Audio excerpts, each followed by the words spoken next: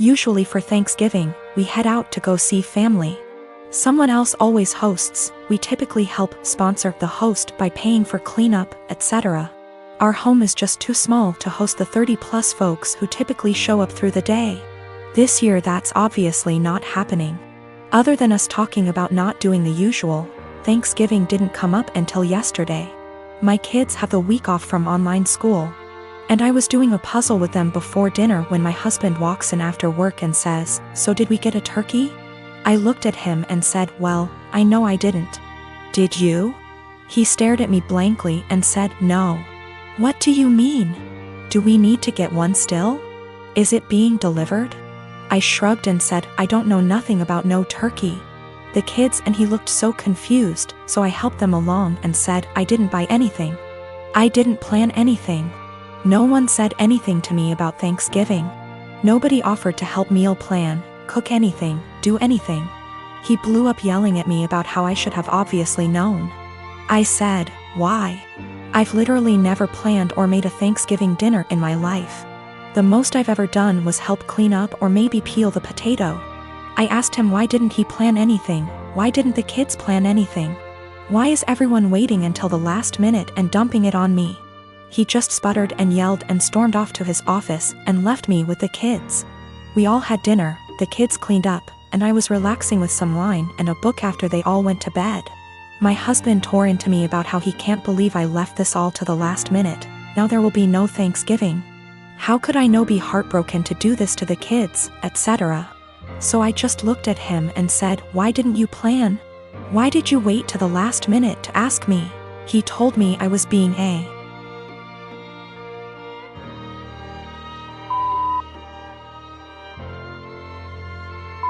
for no reason and stomped off to go sleep in his office. He left without saying a word this morning.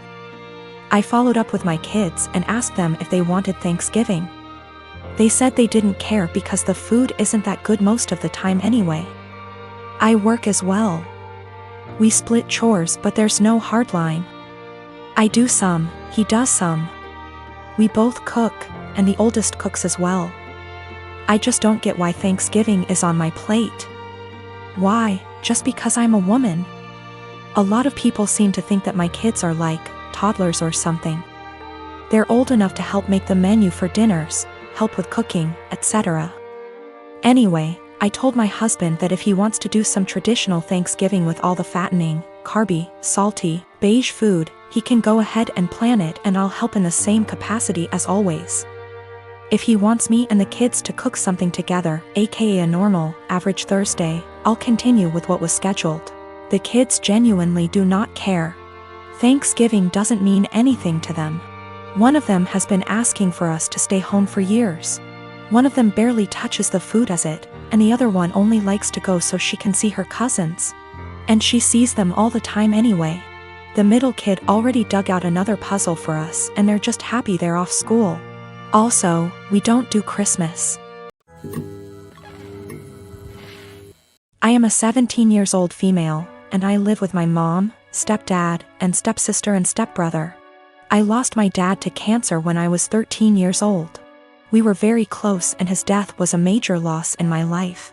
I wasn't able to keep much of his belongings because of my stepdad's insecurities and lack of sympathy and respect for me, and my dad. It's sad to say that mom moved on relatively fast. My stepsister and I share a room together. My stepbrother has the bigger room because he's a man, and as a result me and my stepsister are always in conflict. She wants me out during the day as she uses the room as her art studio. She recently accused me of stealing her tools and convinced her dad to get a lock, so now I'm being forcefully locked out and can't get in till after a huge argument and getting mom involved. My stepsister had an argument with her brother and ruined his gaming console when he was out.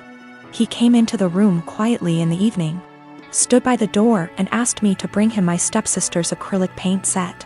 I asked if he got permission, he said yes, so I gave it to him and went back to study.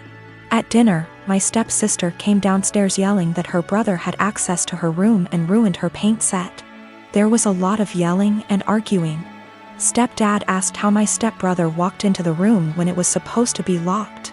My stepbrother admitted I helped him out and brought the paint set to high. My stepsister went off on me, called an accomplice, then ran upstairs and took the gift I prepared for my dad for Father's Day. I picked up flowers I planted from our small garden that I take care of by myself, and prepared a nice wooden letter-shaped pot, used my dad's first initial and filled it with the flowers I picked and decorated it with ribbons. It wasn't that good, but it was like a floral letter. I planned to visit his grave and put the gift there. She damaged it to pieces. It was completely ruined. I yelled at her and kept crying. Mom and stepdad gave her harsh punishment and thought it was fixable, but I was so done I called my uncle, who came and berated my mom and stepdad. Stepdad offered to fix it and punish my stepdaughter harder, but I packed my things to go with my uncle. My mom begged me to stay, but I refused and didn't respond when she kept calling, saying she did nothing to deserve to be shunned by me and my uncle, who told the family about what happened. The family told Mom not to come visit on Father's Day and are angry with her because I moved out over this. I am married to my wonderful wife Melody, and she is currently pregnant with our first child together. I have a 6-year-old daughter Tina, whose mother I split 50/50 custody with. So I know for the most part what Melody needs in order to feel supported while she carries our child. I have been spending lots of time making sure she's comfortable and taking on more of the load at home so she's not doing too much. This is her first child after all, and it's obviously a lot for her physically and emotionally. My mother and Melody don't get along too well. Mom didn't like my ex either. We broke up because we were headed on different paths, not because of my mother, and there's no bad blood. So I think she just doesn't like her because she's dating me for whatever reason. It's weird. She's very nitpicky about Melody, how much she does around the house, how emotional she is. Melody already cries very easily, and being pregnant has made her even more sensitive, which is fine. The fact that she wants to be a stay-at-home mom, it just seems like nothing Melody does is okay. I do, however, stand up for her and do not just allow my mom to talk down to her. Today, before picking up my daughter from summer camp, Melody went to 3 different grocery stores to find rotisserie chicken. She's been talking about it since last night and really wanted one.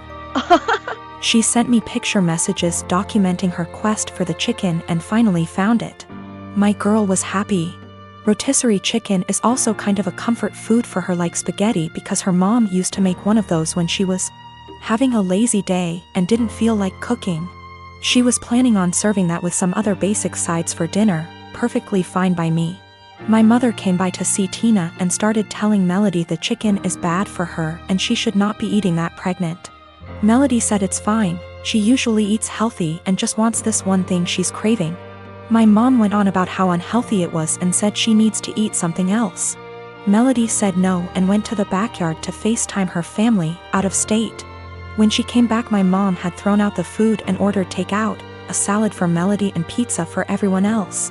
Melody asked where the chicken was and my mother told her she needs to start being a responsible mother and eat correctly for the baby. Melody screamed, "What the is wrong with you? Why are you always such a..." to me? She then started crying and called me home. I came back and asked my mother to leave after hearing her story and said she is not to come back until she apologizes for how she treated Melody.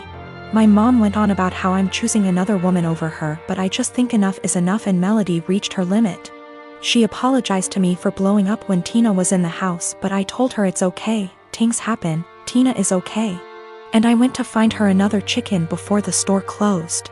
My dad thinks I'm right for taking Melody's side, but my brother thinks I should always defend Mom. I do plan on having a sit down with both my parents and my brother with my mom. I'll talk to my dad first, then have a family meeting. I would still want my mom around, and honestly maybe I'm just weak, but that's my mother. However, if she cannot learn to change and respect my family, then we will just have to go and see. It's hard, but it is what it is.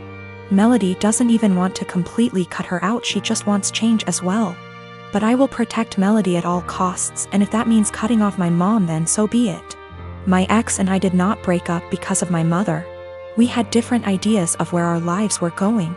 Tina was not planned and we were already heading towards going our separate ways before she got pregnant. We tried to make it work for Tina, but that's not what relationships are about, so we split and it's working great.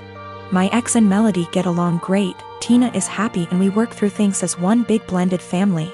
My ex and Melody have talked about my mother with each other before, and that was when I realized I needed to see a therapist to work through my childhood with a mom like mine. It's a process. I'm working through it the best I can. Melody's pregnancy is going smoothly for the most part. Just exhausting and emotional, as she put it. Also, we're having a girl. We had our gender reveal. I did find her another chicken yesterday night after this whole fiasco. I am a hiring manager at a tech company, and I was hiring for summer internships a little while ago. We had a guy, about 19 years old, applying for a summer internship between his freshman and sophomore years of college. It was a virtual interview over Zoom because of COVID. A minute or two in, when I was introducing myself, his mom came in and introduced herself and started talking about her son's work ethic. I thought it was a little strange. I said something polite about wanting to hear from him. She just didn't get the hint and kept coming into camera frame during the interview and interrupting her son to answer questions for him. I asked a few technical questions which he seemed to answer well and then cut the interview fairly short. I thought that was all over and done with until I'd gotten an email from a woman, a month later, asking about her son's application. She seemed offended he hadn't gotten an acceptance or rejection. It bothered me. I felt bad for the kid, honestly. Way back when I was a teenager, my mom used to pull the same shit. But luckily she only did that when I was 15 and working for a day camp. Not when I was an adult applying for engineering jobs. But I felt like this poor kid was getting his chances ruined because his mom wasn't giving him the chance to apply on his own. I sent an email back saying I was not at liberty to send information about an application to anybody but the applicant. I also asked HR to send an email to the kid saying sorry, but we were not making him an offer. It is something we usually do, but his rejection email must have slipped through the cracks with all the COVID craziness. Anyway, after we sent that, I got a phone call from his mom. She had a forwarded copy of the email, and she was demanding answers. I said that I could not comment on the guy's performance in the interview to her as she was not the applicant. If he wanted to reach out to me, I was happy to give him some feedback. However, I could say that regardless of his performance, her presence in the interview took him out of consideration for the position. We were looking for an independent and self-driven person for the position, and for that reason, it is important to see an applicant speak for themselves, follow up themselves, etc. I also said that, as a piece of advice, every hiring manager I've met in my career who sees someone other than the applicant answering questions during an interview, following up on the applicant's behalf, etc., would also put their resume in the do not hire pile. Since, while the applicant may be skilled and motivated, they need the ability to demonstrate those traits themselves. She blew up at me over that, kinda cussing me out to the point where I hung up.